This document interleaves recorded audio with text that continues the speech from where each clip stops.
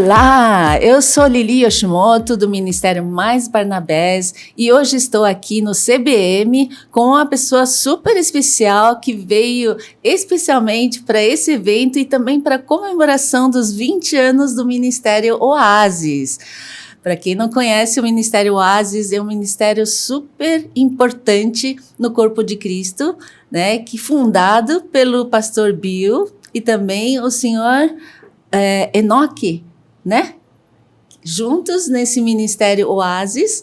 E eu sei, ouvindo de vários missionários, pastores que já passaram lá em Goiás com o pastor, o quanto a sua vida, a sua equipe assim, impactou a vida deles, ajudou eles a recalibrarem, voltar para o ministério. E hoje eu tenho uma alegria muito grande de poder pegar o senhor aqui, né? Porque foi difícil de conseguir arrastar o senhor até aqui, porque cada lugar, cada um dos missionários, pastores, queriam parar o pastor aqui para cumprimentar, para abraçar. Né, depois de 37 anos de ministério aqui no Brasil, influenciando, cuidando de vidas. Hoje, também à noite, no CBM, vai ter o lançamento do livro biográfico dele, né, e da esposa Karina, que serviram aqui uma grande parte da vida deles aqui no Brasil, abençoando vidas, né? E hoje eu tenho muito prazer de poder ter esse tempinho com o senhor, para o senhor compartilhar conosco, né? Como que foi essa visão, o seu chamado de vir para o Brasil e como isso resultou nesse ministério tão especial que é o Ministério Oasis. É um prazer de conhecer também, pessoalmente. Essa é a primeira vez, para vocês que estão assistindo, que nós comunicamos cara a cara, como dizer. Já fizemos algumas outras maneiras de redes sociais, mas, como aconteceu, eu vim inicialmente para o Brasil em 87, mas com a influência de um colega meu brasileiro, o Carlos Osvaldo Pinto, que estava cuidando da Palavra da Vida. Nós jogávamos bola, futebol mesmo, lá em Dallas, e depois nós dois fizemos hebraico juntos. Só eu voltei, eu fui para missões em Trinidad e Tobago, depois voltei para fazer doutorado em estudos interculturais com uma ênfase em família. Bom, como aconteceu aqui, duas fontes principais. Uma, a necessidade de onde eu estive, num seminário e com pastores. Então, começou nessa denominação que eu servi, Igreja Cristã Evangélica do Brasil, e com os meus dons e preparativos, então eles perceberam que, vamos pedir para aconselhar os nossos pastores em dificuldades psíquicas. Então, eu comecei, informalmente, a acompanhar. Então, logo eu percebi a necessidade de ter um lugar em que podia receber, fora da política de qualquer denominação, porque a pessoa não vai soltar as dificuldades que se tiver um poder político. Então, porque eu sou estrangeiro, e eu não tenho nenhuma parte na parte política da denominação, só professor e conselheiro, então, bom, eles vêm, e é isso que aconteceu. Então, eu percebi uma necessidade, e não somente em nossa denominação, mas em todas as denominações. Isso foi nos anos 90.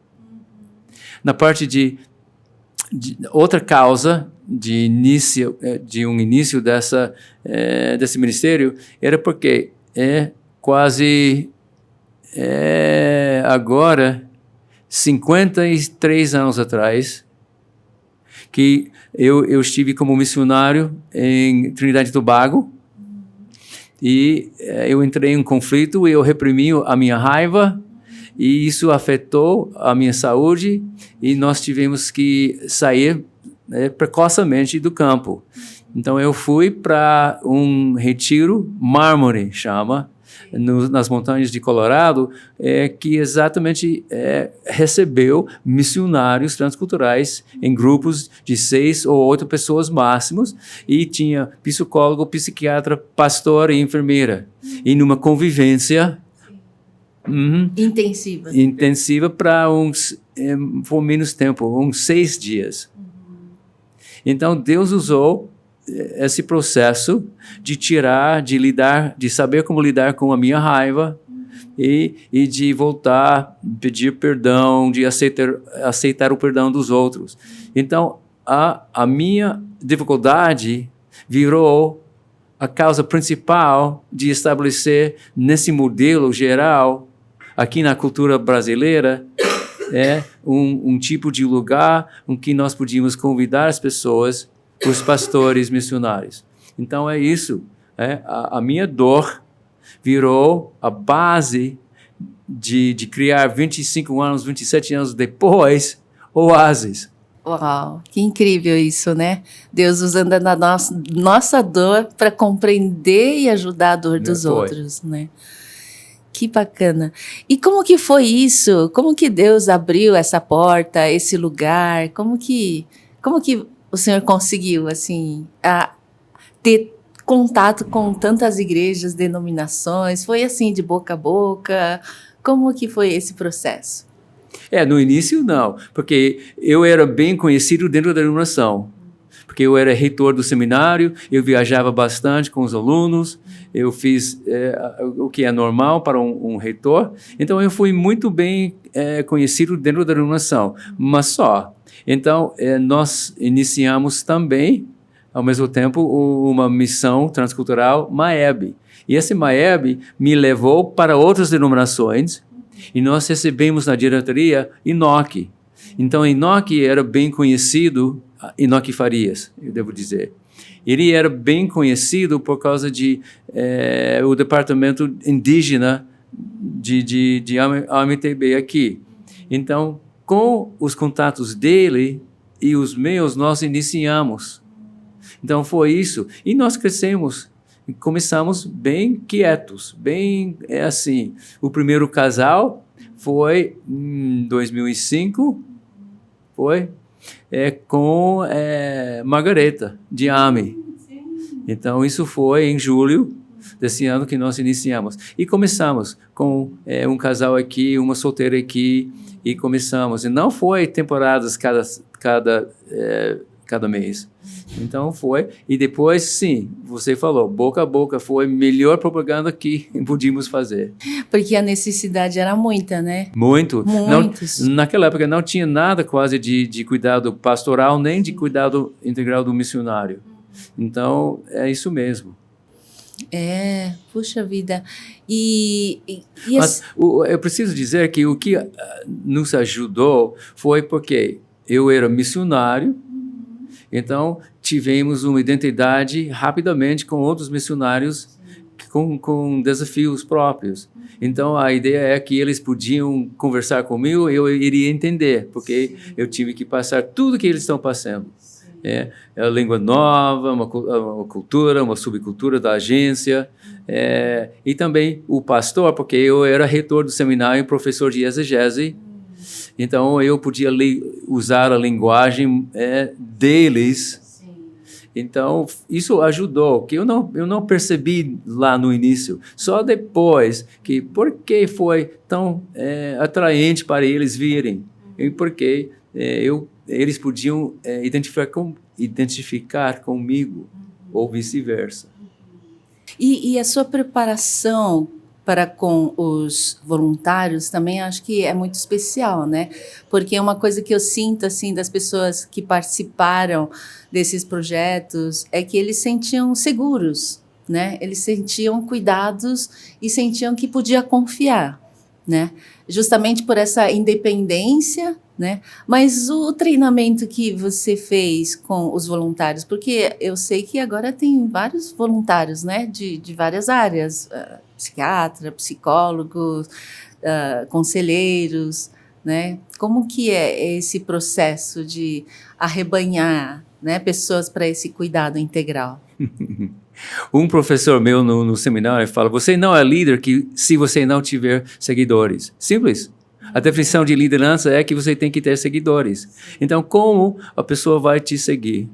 Porque exatamente como você falou, que tem essa confiança, e também que eu não sou centralizador, eu não sou autoritário, eu admito os meus pontos fracos, eu procuro pessoas que têm naquela área pontos fortes. Então, com esse ambiente, eu tenho seguidores, eu tenho pessoas que querem participar, mas tem que dar, tem que fazer que eles se sintam que são parte integral dessa visão, dessa missão. Senão, você não vai ter pessoas adeptas que fazem coisas melhor do que você pode como fundador, como presidente, melhor que eu posso fazer. Então, foi. Então, ano por ano, eu recebi médicos por exemplo, a Junta Missões Mundiais, JMM, e eu desafiei ela como médica para fazer psiquiatria, porque ela tinha experiência como missionária transcultural, ela era médica, e agora ela está de volta, então ela iria fazer um elo muito forte com missionários e nessa necessidade, e também com Elias, lá de além. Então, esses dois estão fazendo uma obra espetacular aqui, servindo as agências deles. E ainda mais, a Conceição vai voltar e vai fazer parte da nossa equipe. Ela saiu para cuidar dos pais, até eles passaram para o céu. Agora está querendo voltar. Entendi. E eu sinto que é um mover do Espírito para levantar a igreja, para cuidado desses pastores e missionários, né? Que a gente vê que há muito estresse, muito burnout, né? Muita falta de orientação, cuidado, né?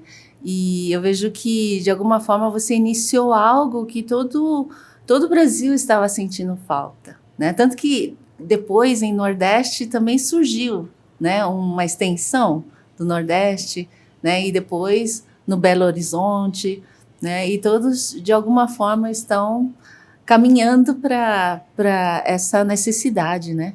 Sim, é isso mesmo. As necessidades são múltiplas. Iniciamos lá no Nordeste, fechamos lá em Fortaleza, porque na Covid... pandemia, né? Pandemia, não tinha nada, 6 meses para ter uma equipe parada. Não, então fechamos e convidamos a parte da equipe de volta para a matriz lá em Anápolis. E 3 anos atrás nós iniciamos lá em Belo Horizonte, Pampulha. E lá, né, em Goiás, é um trabalho autossustentável ou é mantido por ofertas? Como que... Os dois, né?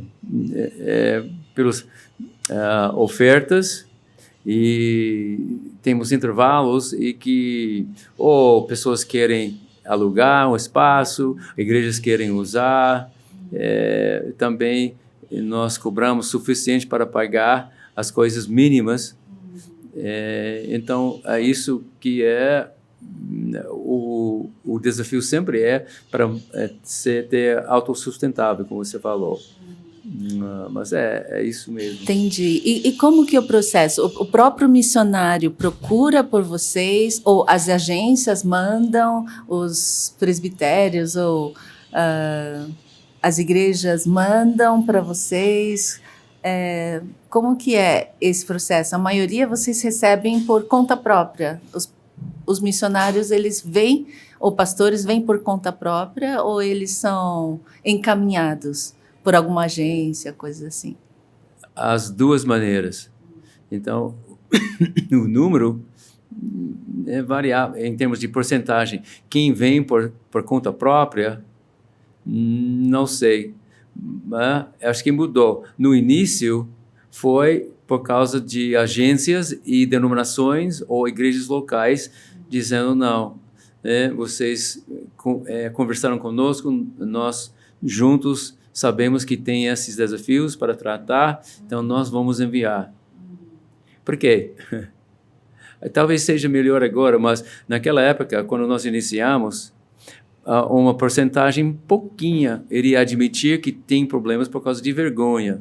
e por medo de perder o status de missionário da igreja local. Porque acontece, quando a pessoa, como missionário, admite que tem esses desafios, a tendência da igreja não, então essa pessoa, esse casal está com problemas, nós vamos parar de enviá-los.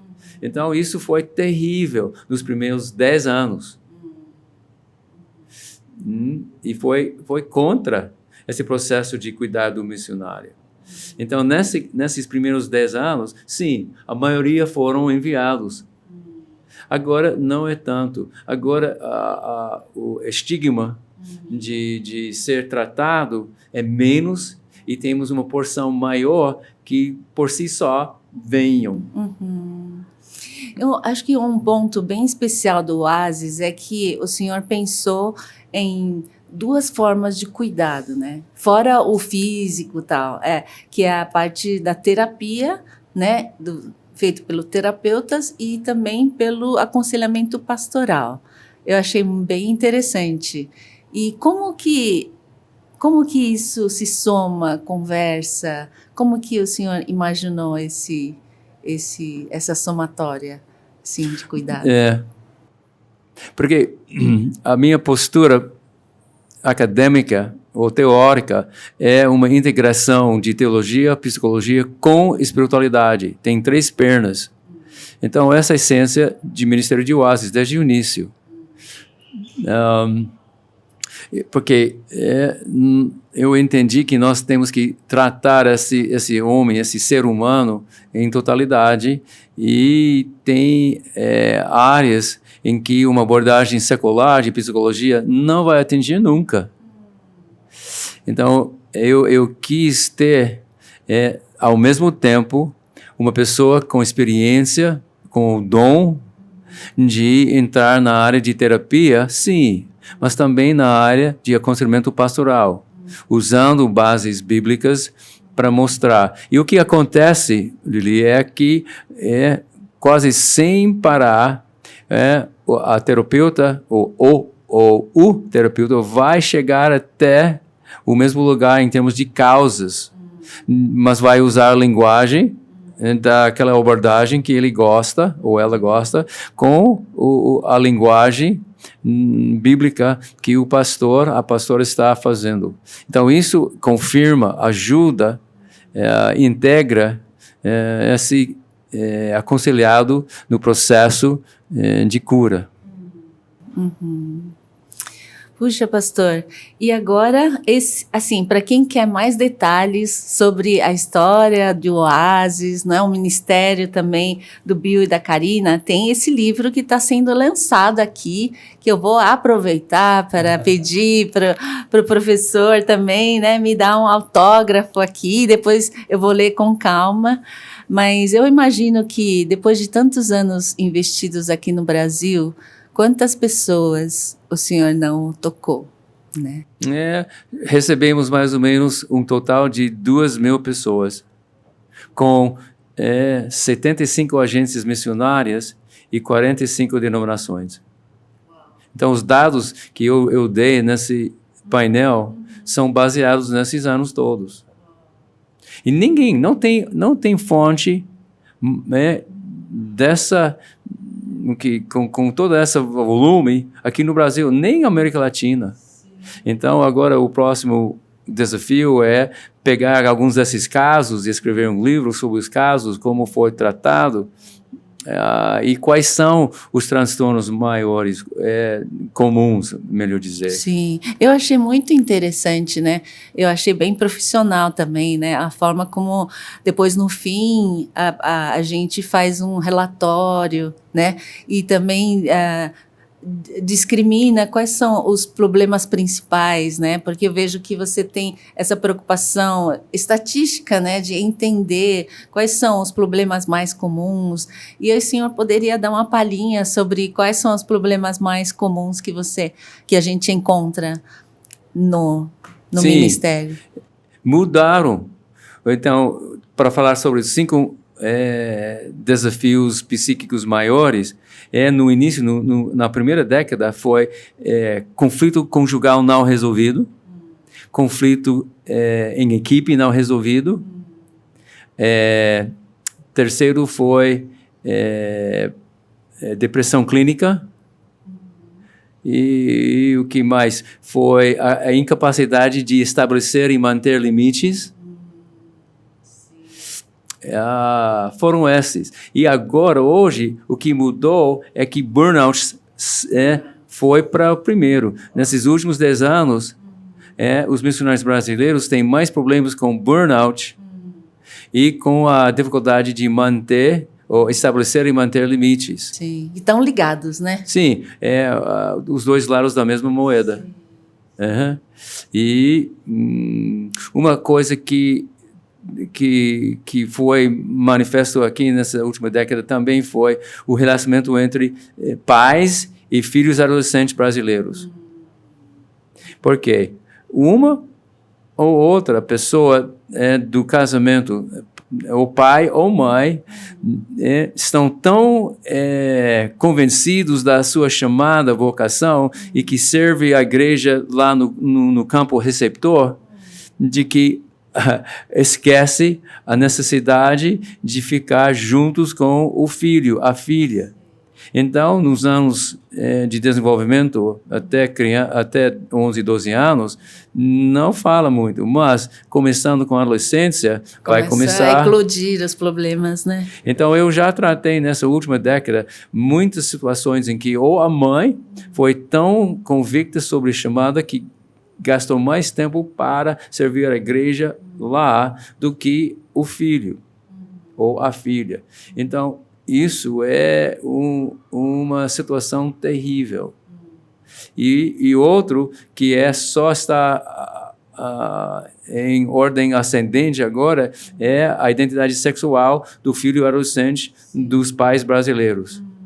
Ou essa questão de trans, essa questão de homossexualidade, lesbianismo, é muito mais comum do que era nos primeiros 10 anos, 2 décadas atrás. Puxa, eu não sei se o senhor vai ficar confortável com a minha pergunta, mas a gente gostaria de saber um pouco também sobre a sua família. Eu sei que vocês estão passando por uma fase um pouco difícil, né? Eu sei que você tem cuidado da sua esposa e por isso voltou para os Estados Unidos, né? E de alguma forma você voltou aqui para comemorar os 20 anos do ministério, para lançar esse livro, né? Eu não sei se é uma forma de passar o bastão, né? Eu queria entender um pouco assim esse timing, né, da sua vida, os seus desafios nessa fase de vida, porque eu acho que a gente também fala com um público de 60 mais, né, que também ainda é muito ativo, porém tem esses desafios. Sim, né? É exatamente isso. Então, a Karina, nós temos 6 filhos e, como você falou, acho que você falou, 16 netos.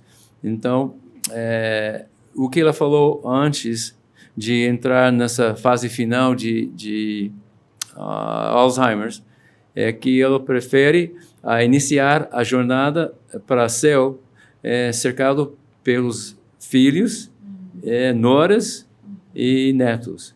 Então, eu honrei esse desejo e nós voltamos em junho 23 para lá. Comprei uma casa, a primeira casa da minha vida aos 73 anos de idade. Outras pessoas da minha idade estão fugindo da casa e das responsabilidades. Eu entrei. Por quê? Então, é difícil porque é um tipo de luto precoce, porque com Alzheimer ela não me lembra nada, ela não lembra nada, ela quase não conversa, ela fala uma palavra aqui e ali, ela não pode fazer nada sozinho, eu preciso dar comida, eu preciso trocar roupa, preciso trocar fralda, ela é incontinente agora. Só a semana passada ela começou a não andar. Então, é só pela graça de Deus que eu estou aqui, que eu estou fazendo essa entrevista, porque Deus providenciou pessoas cuidadoras que estão cuidando dela. Então, essa é um dia em que você chora com facilidade. E eu aprendi a não tentar reprimir. Então, tem que iniciar esse processo. Mas, por outro lado, você não pode ficar refém como marido. Então, Deus está cuidando o caminho nosso. Então, ela ainda é filha, ela está bem conhecida por Deus. Deus conversa com ela com certeza, fala, e tem planos para a vida dela. E a mesma coisa comigo, só cruzaram antes, agora não, começam a fazer assim. Então, para mim, eu preciso ficar fiel a ela até Deus levar.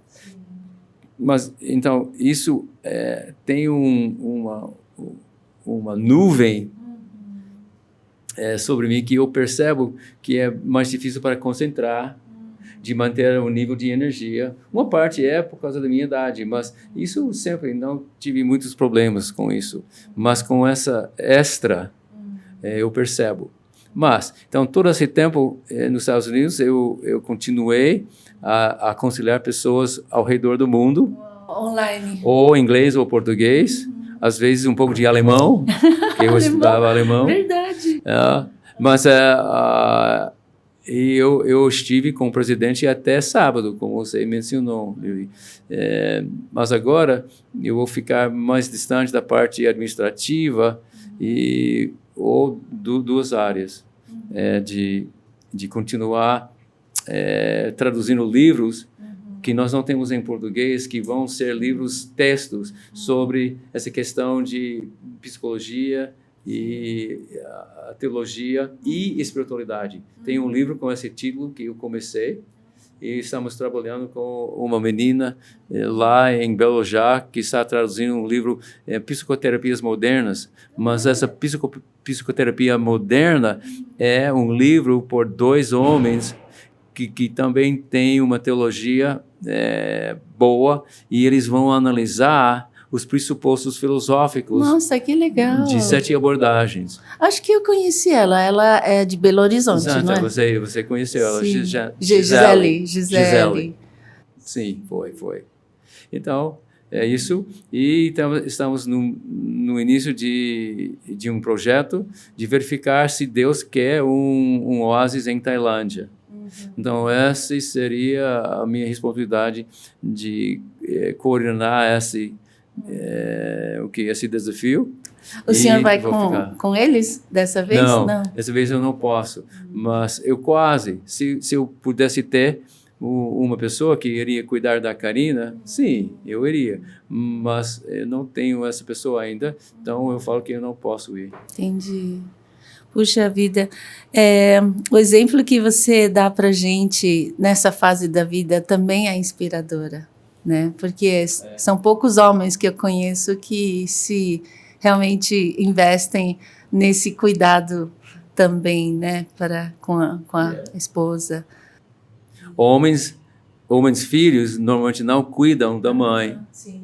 E também poucos homens vão cuidar da esposa. A esposa cuida do marido. Sim. Mas tem toda a razão. E esse desafio, né, de continuar servindo, né, e aí cuidando. Servindo a Karina, apesar de que ela não perceba, e servindo a igreja. Sim. Também lá. Então, louva a Deus pela sua vida. Obrigado. Né? Embora eu te conheça assim de uma forma breve, né? Mas eu lembro muito do meu professor, que também foi um missionário americano, o David Smith. Você conheceu? Sim, ele conheci. Também deu aulas durante 30 anos no seminário bíblico Palavra da Vida. Eu fui aluna dele. E ele impactou muito a minha vida, me influenciou totalmente a escolher esse trabalho de aconselhamento bíblico, né? E louva a Deus pela missão que te enviou para cá, né? Enviou você, a Karina, fundou esse ministério tão lindo, tão importante que é o Oásis, e continua influenciando a todos nós com a sua vida, com a seriedade que você faz esse ministério. Né? E a minha oração é que Deus te dê forças, te dê garra, te dê saúde. Amém, é isso mesmo. Só vem dele. Sim. É isso mesmo. Sim. E você que está nos assistindo, se você está passando por alguma situação que precisa de cuidado, de ajuda, não deixe de perceber que Deus levantou ministérios como esse de Oásis, né, que cuidam de missionários, pastores, líderes. Então, orem por nós, orem pelo pastor Bill, né, e esteja também apoiando. Eu soube que lá em Goiás vocês estão querendo instalar esses painéis solares, né, para economizar também. Então, se você é empresário, se você sente no coração também chamado de investir nesse ministério, com os dons que Deus te deu, eu creio que é um privilégio poder fazer parte desse ministério. Sim. Certo, pastor? É isso mesmo. Excelente. E se o senhor tiver alguma palavra de encorajamento para as pessoas que estão nos ouvindo, né, deixar aqui o seu legado, a sua palavra de encorajamento para a gente. Para os que têm um preparo e também os dons que acompanham esse preparo, nunca é tarde para iniciar. Então, esse Ministério Mais Barnabés, então essa ideia de ser um apoiador, de um conselheiro, de ficar ao lado de alguém. Então, particularmente nós que temos mais idade, eu tenho 74, mas se Deus te dê saúde, e aí com a sua experiência com Jesus e com eventos na vida, você é uma fonte de sabedoria, pelo menos deve ser. Então, o Gen X, o Gen Z, hoje, a última geração, estão clamando para ter um tipo de mentoramento de pessoas de idade. Então, vocês que têm 60 plus, que você falou, então, aqui, tá bom, que tem, seria excelente para você procurar um lugar onde você pode ajudar nesse sentido. Essa é a minha palavra de encorajamento, de incentivo, de não parar com os seus dons. Os seus dons não pararam quando você se aposentou da sua empresa, ou como pastor da igreja, ou como missionário. Não. Então, a sua chamada continua. A questão é a dimensão em que você pode exercer. Isso mesmo. Muito obrigada, pastor Bill. Vou aproveitar a sua presença aqui para fazer uma assinatura do livro. Tudo bem. Eu tenho página gratidão, que eu uso hoje, 8, de 10, de 20, de 25. Pronto. Obrigada, pastor Bill. Gente, não deixem de adquirir esse livro e ler, se inspirar com esse livro que conta a história do Bill e da Karina, Legado Sem Fronteiras. Deus te abençoe muito, pastor Bill. Muito obrigada por nos conceder essa entrevista. Por nada. Que Deus continue abençoando e cuidando de você, da Karina. Foi um prazer. Muito obrigada. Tchau. Tchau.